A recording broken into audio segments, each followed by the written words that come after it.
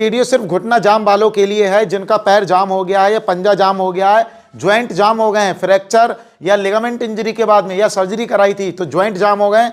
ये वीडियो आपके ही काम आएगा भाई। सोचिए जरा, दोनों पैर जाम है इधर, ये भाई साहब के देखिए, इधर देखिए। तो ये छोटा सा ब्लॉग बनाया मैंने, तो ये थोड़ा लॉन्ग हो गया है, तो ये पूरा देखिए, एक एक चीज काम की है इस वीडियो में। तो इसके बिल्कुल मत करना, और लाइक और शेयर सब्सक्राइब करना भूलना मत, क्योंकि वीडियो की भावनाओं में आप खोने वाले हो। क्या होगा जब दोनों ही पैर जाम हो जाएं या फिर किसी भी इंजरी के बाद में दोनों पैरों में चोट लग जाए, तो इंसान का चलना फिरना दुश्वार हो जाता है। अगर आपको भी ऐसा ही कुछ हुआ है, चाहे आपका एक पैर ही जाम क्यों ना हुआ हो, आफ्टर फ्रैक्चर या after ACL injury, PCL ligament injury के बाद, तो ये वीडियो आपके लिए है। तो चलिए एक छोटा सा ब्लॉग बनाते हैं और आपको दिखाते हैं कैसे कैसे हम इसका ट्रीटमेंट करते हैं। तो सबसे पहले भैया से पूछते हैं, जो कि बिहार से आए हुए हैं। तो आपको ये प्रॉब्लम कैसे हुई? दोनों पैर जाम है शायद आपके, ये कैसे जाम हुए? छत से गिर गए थे सर 4 महीना पहले। ओके। तो उसके कारण से ACL टूट गई थी, फिर धीरे धीरे मेनिस्कस फट गई, उसके कारण से ACL सर्जरी कराए, उसके कारण से अच्छा सा फिजियोथेरेपी नहीं हुआ, तो उसके कारण से घुटने जाम हो गई। इसलिए आपके पास फिजियोथेरेपी कराने के लिए आए। तो ये दोनों पैर जाम है या एक पैर जाम है आपका? दोनों पैर जाम है, 90 डिग्री तक मुड़ती है सर। सोचिए जरा, किसी के अगर दो पैर जाम हो जाए तो उसका मतलब ज़िंदगी जीना एक असंभव ही हो जाता है, कि सारे काम बैठ के चलने फिरने वाले होते हैं, लेकिन फिर भी काम के लायक ही इतने पैर मतलब अभी बैंड हैं, ये इतना ही काफ़ी है। लेकिन ये कैसे जाम हो गए आपके पैर? किसी भी चोट के बाद पैर तो जाम नहीं होता है एक साथ, ये कैसे जाम हुआ? सर्जरी कराए थे ना सर, उसके कारण से फिजियोथेरेपी नहीं कराए थे, उसी के कारण से जाम हो गई। तो ये जो वीडियो देख रहे हैं लोग, ये काफ़ी इंतजार करते हैं और ये फिजियोथेरेपी नहीं कराते हैं, ये देख रहे हैं, तो इनके लिए क्या कहना चाहोगे? मैं तो यही सलाह देना चाहेंगे, कोई भी ACL PCL सर्जरी कराते हैं तो फिजियोथेरेपी जरूरी से जरूरी कराएं। देखो मैं आपको बता रहा हूँ बिल्कुल शॉर्ट में, अगर आपका जॉइंट जाम हो गया है ना, तो बिल्कुल जितना जल्दी हो सके आप किसी भी फिजियोथेरेपिस्ट को दिखाओ और उसकी सही से फिजियोथेरेपी कराओ, क्योंकि जॉइंट का अर्ली मोशन जो आना बहुत ज़रूरी होता है। अगर बेंडिंग नहीं हुई तो बाद में काफ़ी समय परेशानी उठानी पड़ेगी। कई बार तो ऐसे केस होते हैं कि मुड़ते ही नहीं हैं, तो वो जीवन भर परेशानी उठाते हैं, कभी ऑपरेशन कराते हैं, फिर थेरेपी कराते हैं। पहले भी थेरेपी करानी है, अगर आपने सोच लिया ऑपरेशन कराना, तो उसके बाद भी आना यही है, मतलब फिजियोथेरेपी पे ही। तो फिजियोथेरेपी स्टार्ट कराओ। तो मैं अभी इनका पैर आपको मोड़ के दिखा रहा हूँ, पीछे हो जाओ थोड़े से। ये देखो दोनों पैर हैं, एक नहीं दोनों, ये इतना यहाँ तक आ रहे हैं 90 डिग्री के आसपास, और ये इधर देखो, और ये इसमें से आवाज़ भी आ रही है। तो इतनी इनकी बेंडिंग है अच्छी। चलिए हम दोनों का करते हैं, हमें तो दोनों का ट्रीटमेंट करना पड़ेगा, और दोनों के पे हम करते हैं क्या क्या ट्रीटमेंट हमको करना पड़ेगा। दोनों जाम है तो दोनों के लिए हमें ट्रीटमेंट करना पड़ रहा है। ये मैं जो लगा रहा हूँ ये है पैराफिन वैक्स, और इसकी जो सिकाई मैं अभी कर रहा हूँ ये बहुत ही ज़्यादा कारगर होती है। घुटने को मुलायम बना रहा हूँ, क्योंकि घुटने को अगर पहले से मुलायम नहीं करूँगा, मसल को हीट नहीं दूंगा, तो ये मसल क्या करेंगी है मालूम आपको? बता रहा हूँ आपको, सोचते रहिए और सुनते रहिए इस बात को। ये मसल टाइट रहेंगी ना तो घुटना बहुत दर्द करेगा, दर्द करेगा सो करेगा। इसके साथ ही साथ जो है घुटना मुड़ने का नाम भी नहीं लेगा जल्दी, क्योंकि अगर आपने थेरेपी कराई होगी तो ये ज़रूर लगाया होगा, या ये तो मेरा पर्सनल मतलब जो है ये मेडिकेटेड पैराफिन वैक्स है, और इसको हम लोग लगाते हैं तो घुटने में बहुत अच्छी बेंडिंग आती है। ये मैं जो लगा रहा हूँ ना इसमें, अब आप बहुत देर से सोच रहे होगे है क्या, ये वाइट वाइट प्लास्टर सा हो रहा है। ये भाई ये है जो मेरे हाथ में है, ये इसी को लगा रहा हूँ मैं, और ये दोनों ही पैरों पे लगा रहा हूँ, क्योंकि दोनों पैरों पे लगाना ज़रूरी है।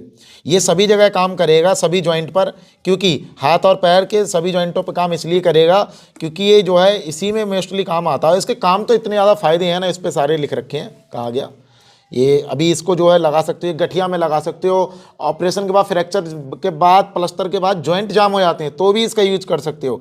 लेकिन मेरा रिकमेंडेशन ये रहेगा, बस आप किसी के फॉलोअप में ज़रूर इसका यूज करें, मतलब डायरेक्टली यूज ना करें। और अगर आप मुझसे जानकारी लेना चाहते हो या हमारे स्टाफ से, तो ये व्हाट्सअप पे आके आप पूछ सकते हो।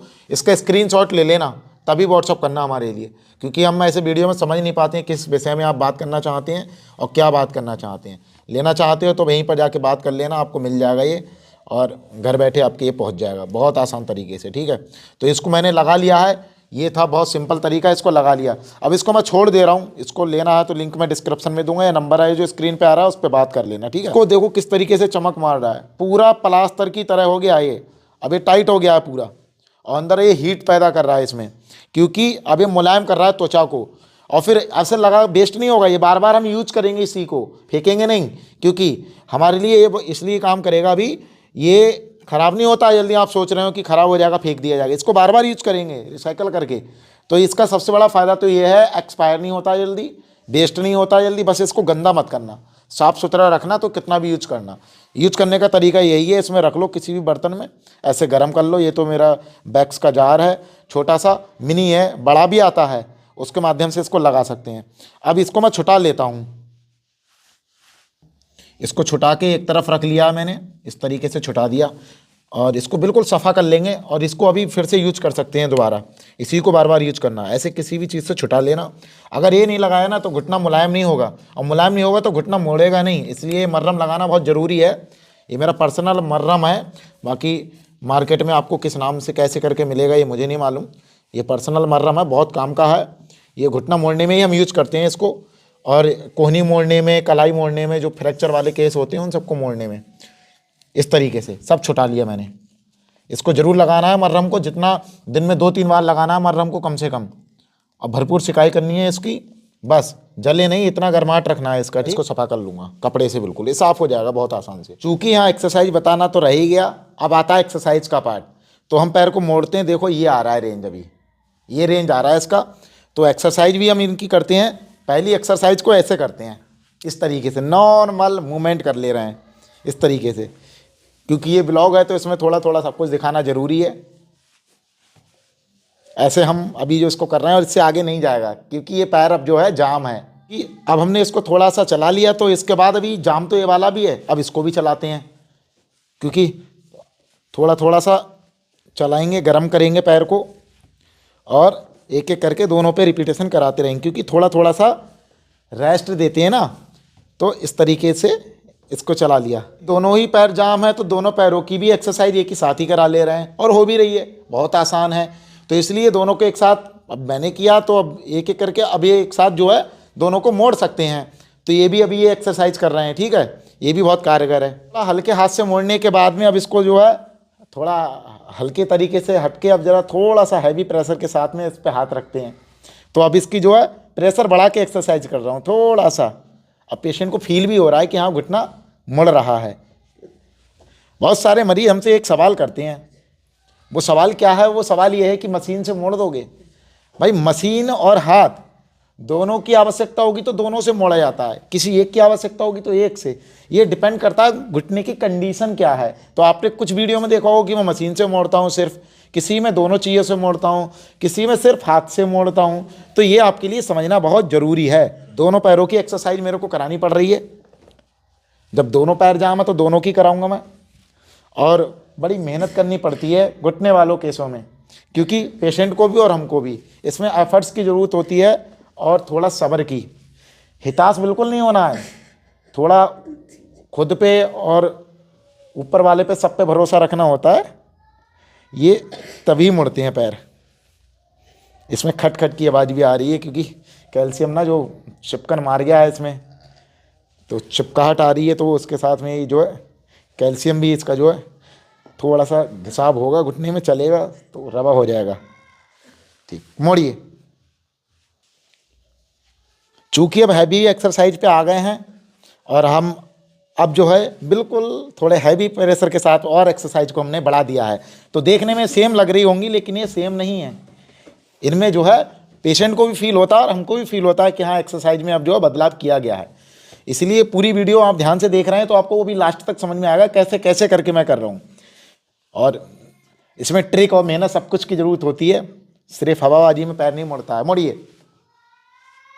ये हमारी स्क्वाट एक्सरसाइज है, ये पेशेंट के लिए बहुत ज़रूरी होती है, क्योंकि पैर की मांसपेशियां बहुत कमज़ोर हो चुकी हैं। इसमें दो काम होंगे, एक तो नी की बेंडिंग होगी, और बेंडिंग के साथ साथ स्ट्रेंथनिंग भी होगी। रुको यहीं पर, यहीं रुको, रुको कुछ देर। तो ऐसे कुछ देर यहाँ रुकना भी है। तो दोनों काम एक साथ हो रहे हैं, बेंडिंग भी करा रहा हूँ मैं और इसकी स्ट्रेंथनिंग भी करा रहा हूँ। चलिए नीचे, क्योंकि मांसपेशियाँ कमज़ोर रहेंगी तो घुटना जो है लोड नहीं ले पाएगा। देखो थकान कितनी हो रही है अभी, अभी तो स्टार्ट किया है सिर्फ इस तरीके से। इसको भी हम पूरा कर लेते हैं। इनके हमको जो है 3 सेट कराने हैं 10-10 के, मोटा मोटा। ठीक है, ओके।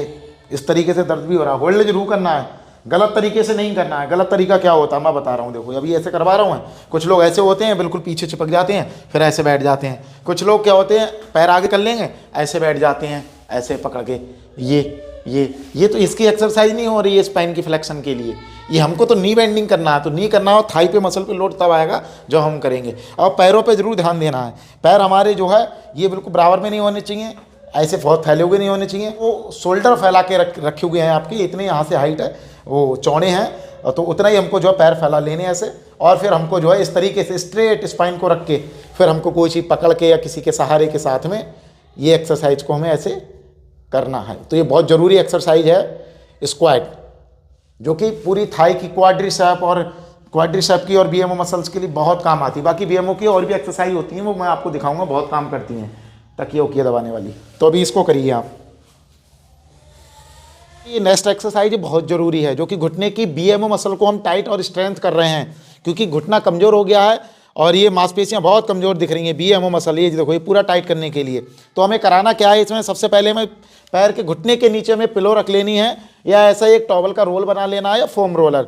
और इसके बाद में हमको ऐसे हाथ रख के चेक कर रहा हूँ मैं, तो आपको जरूर नहीं चेक करना है। और दोनों पैरों को ऐसे खींचना है, साथ ही साथ इसको नीचे की साइड दबाना है घुटने को, मेरे हाथ की हथेली को जो मैंने रखा है। बाकी ये नेक्स्ट एक्सरसाइज बहुत जरूरी है घुटने की मजबूती के लिए। दबाओ मेरा हाथ, इससे दोनों साइड से अंदर की साइड फोर्स लगा रहा हूँ, इधर को और इससे इधर को, तो दोनों घुटनों का काम एक साथ हो रहा है इसमें भी। तो इसकी थाई की और घुटने की मांसपेशियां बहुत मजबूत हो रही हैं। छोड़िए। और पेल्विक फ्लोर के लिए भी ये काफ़ी जो है लाभदायक एक्सरसाइज है, करिए।